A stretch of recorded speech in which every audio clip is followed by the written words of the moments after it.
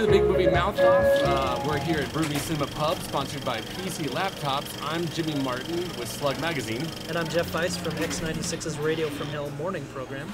We're here to review some movies today, and today we're going to be reviewing the adaptation of the renowned novel and foreign film Let the Right One In, which is Matt Reeves' new film Let Me In, which is about a outcasted young boy who finds refuge in the comfort of a strange girl who moves next door to him, who isn't exactly what she appears to be.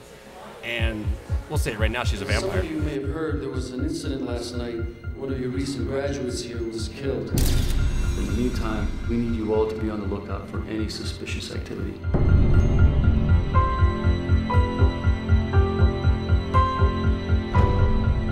You guys just moved in, huh? How do you know? I live next door to you. What happened there? Some kids from school? I'll help you. But you're a girl. I'm a lot stronger than you think I am. Yes. And I know people were sort of categorically objecting to this film simply because the original film, Let the Right One In, is really beloved in foreign film and horror circles.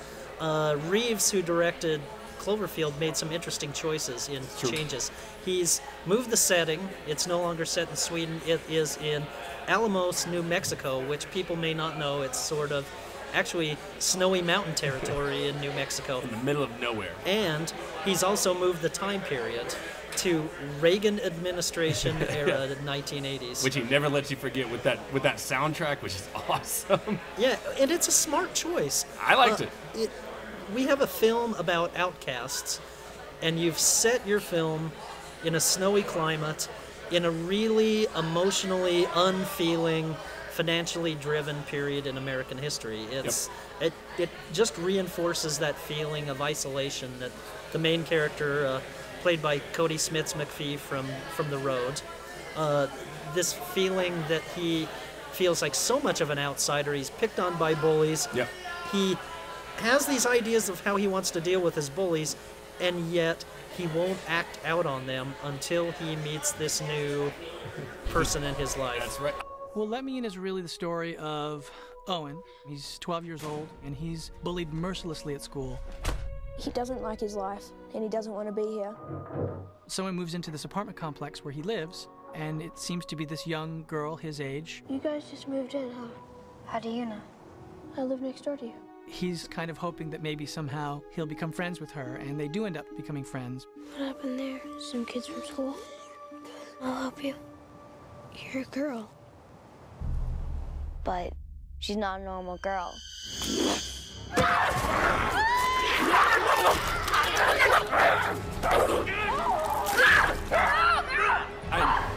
What I love about this actor, McPhee. Chloe Moretz? No, McPhee, is that he adds this creepy vibe to where you say he won't deal with his bullies, but when he's in his room by himself, holding a knife with a mask on his face and like threatening an imaginary person, you almost don't feel bad for him because you're like, this is a psychopath in the making, and I don't know if I trust him to almost, to feel sorry for him.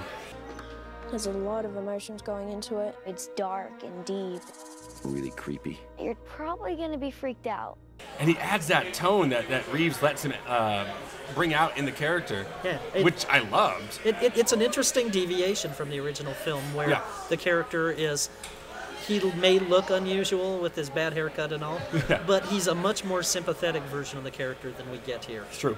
It's a really daring choice for a filmmaker who actually doesn't have much of a track record outside of Cloverfield and directing some television stuff. But even from Cloverfield, what's nice to see is that he is maturing. Like, Yes. he's getting away from the whole shaky cam kind of gimmick, and he's making a really stylistic film that proves that he can do this. Yeah, by the way, he also wrote this adaptation, and you really feel the chill and the isolation of these characters and this climate, and it's that effectiveness that really drives the story. That and some really great performances. Again, the girl's played by Chloe Moretz, who people might recognize from Kick-Ass. Yeah, and talk about an actress who's only 13 years old, and now she's played two roles that most adults couldn't even portray as well as she does. Yeah, and a lot of comparisons have been made between her performances in some films with her and Dakota Fanning, she has more warmth and humanity to her character. She does. And realistically, she's playing a vampire in this film who does some terrible things, and she actually emerges as the most sympathetic character, I think. And one of the reasons she appears sympathetic, though, is with another great performance, which is by Richard Jenkins. Who a plays, great American character actor. He's so good. He plays, you don't really know if it's a father figure or whatever. A caretaker. Exactly, a caretaker. Someone who's been with her for, months or 1,000 years. You don't know. Yes. And the connection they have between each other it's just another, albeit sympathetic, but also odd and eerie, and it adds to this whole movie's tone, which I just thought was great. Yeah, creepy and cold. That's right. Now, I have a problem with it. And here it is. I don't need, and it seems like you look at foreign films and they always do this right, because they never take it too over the top. Some do. Right. But I don't need unnecessary CGI Yes. for these killing scenes when she takes out a neighbor or takes out, a guy who's making sure she's all right. I don't need her to run up on the ceiling, walking upside down or running up the side of a tree. It adds nothing. Yes, well, especially when it's not top-notch CGI. And this looks like sort of the zombie characters from I Am Legend. They move like video game characters. And that's another example that I Am Legend could have been a great film, but was ruined with the CGI. Like, you don't need to go over the top with this kind of stuff. I don't need superhuman powers to convey evil. Yeah, well, and it's an odd choice for a film that sets so much of its mood through music, sound cues, and just character notes. Yeah. We don't need it. No. Especially because there are scenes that come later in the film that don't use the CGI, that use more effective effects and just makeup. Yeah. Makeup and fake blood, and maybe it's going back to the old school, but you know what? Sometimes if it ain't broke, don't fix it. Yeah. For me, it didn't ruin the film in any sort of way.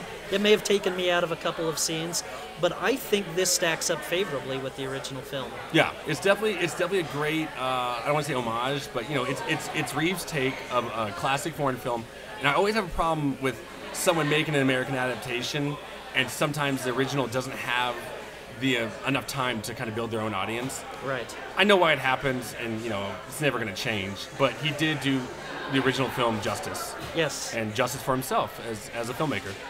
I quite liked it. I think it's the best American horror film in some time. And the fact that it's done more as an independent film and less as a big studio film definitely counts in its favor. I gave it 3.5 stars. Sure. I could easily see this film being played at like Sundance or something like that. It's got that real independent quality feel to it, minus the CGI. But I think Reeves has proven that he's got more tricks up his sleeve and that it's only going to get better with time. So I give it 3 stars.